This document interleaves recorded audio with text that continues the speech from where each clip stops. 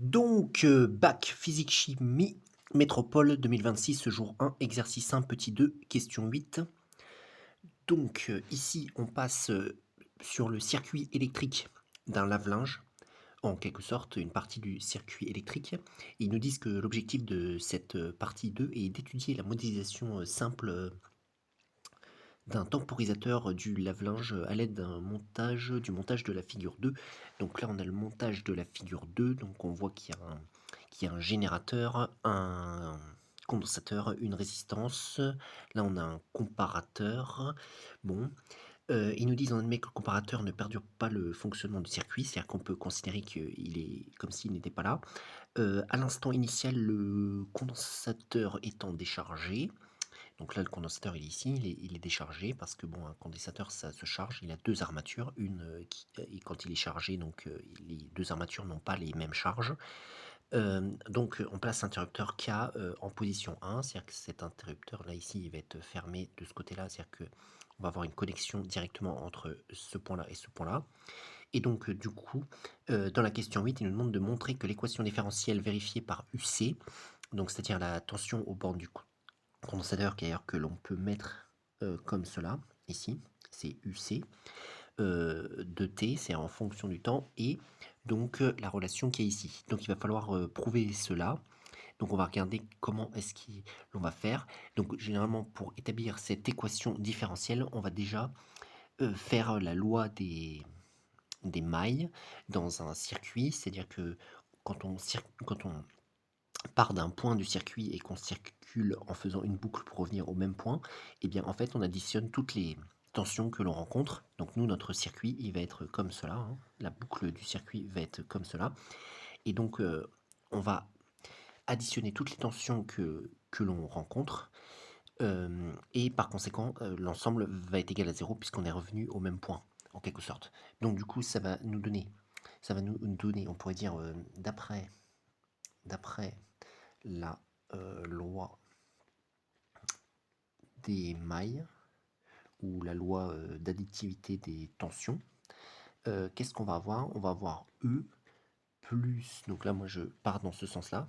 Donc il faut savoir que aussi quand on est dans le sens inverse d'une tension, on la compte négativement. Donc plus, en fait j'ai mis plus, mais j'aurais dû mettre moins UR, donc c'est plus moins UR, et après moins UC, et donc ça c'est égal à 0. Bon, alors là, je vais passer UR et UC de l'autre côté. Bon, il y a une autre règle, c'est que dans un circuit en série, la tension du générateur est égale à la somme des tensions des dipôles, des récepteurs. Donc, on aurait pu également faire ça. Donc, la tension du générateur est égale à UR plus UC. Voilà. Jusque-là, on en est là. On en est là. Mais on n'est pas encore arrivé à l'équation différentielle. On voit quand même qu'on a E, qui est d'un côté du signe égal ici, et on a aussi UC, qui est d'un côté du signe égal, de l'autre côté du signe égal. Donc du coup, c'est sur UR qu'il va falloir se concentrer. Donc on va pouvoir dire, d'après la loi, la loi d'Ohm, d'Ohm, 2 points. Donc on va avoir UR, comme on le sait bien, c'est égal à la valeur de la résistance R fois l'intensité qui circule dans le circuit. Voilà, donc ça déjà c'est quelque chose d'important, hein. Donc l'intensité dans le circuit, là, quand l'interrupteur est fermé en position 1, l'intensité est comme cela, puisque l'intensité en quelque sorte va dans le même sens euh, que, que la flèche qui indique la tension aux bornes du générateur, par convention.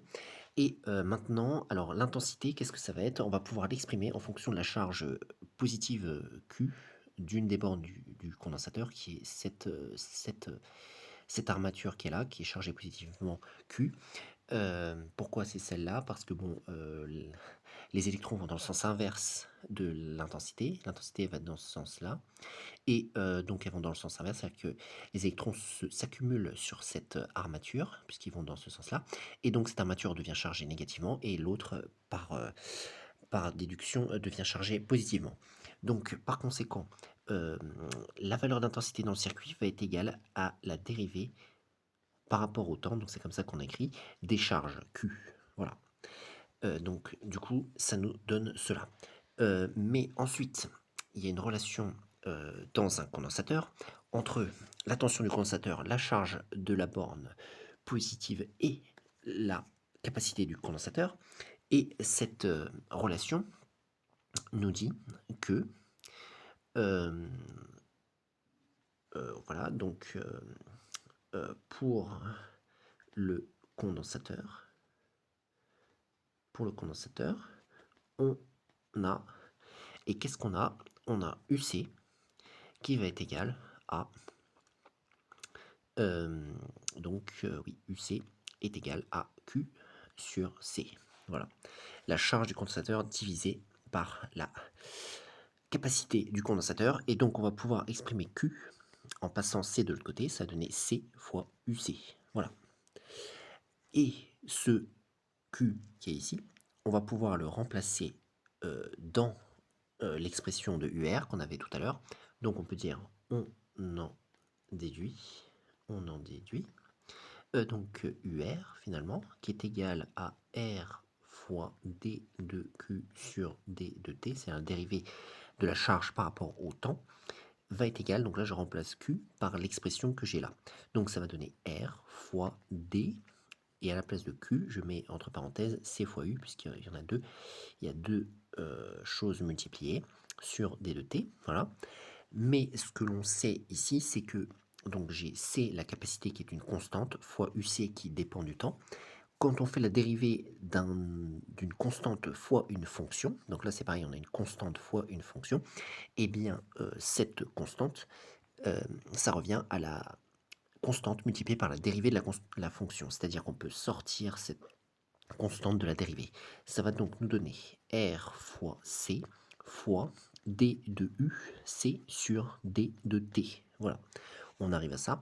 Et donc du coup, bon, ça fait RC D de UC sur D de T. Ça, c'est pour UR.